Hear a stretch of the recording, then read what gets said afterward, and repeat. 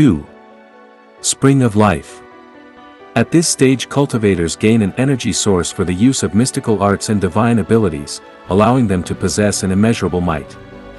Lifespan of 200 years. The only way to change this was to establish a channel through the sea of bitterness to its very bottom, connecting to the wheel of life, allowing an ocean's worth of life chi to flourish and prevent the sea of bitterness's erosion. Only then could one's longevity change. This quantitative change would then cause a qualitative change. Vigorous life chi would turbulently surge, and in the end condense to become liquid, forming the divine spring of life and forcing itself into the sea of bitterness. A small opening of the spring of life would form upon the dull sea of bitterness, a connection to the wheel of life. The divine spring would be allowed to bubble forth, and that was the second realm of the wheel and sea volume, the spring of life.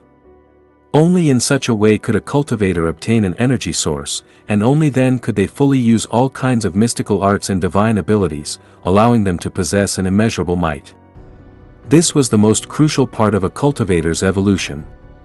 As long as the divine energy spring was endless, one's power would be infinite. In reality, the so-called divine rainbows that cultivators rode on were actually just the divine light flowing from their spring of life. After reaching the spring of life realm, one could use divine rainbows to fly across the sky and countless other amazing mystical arts,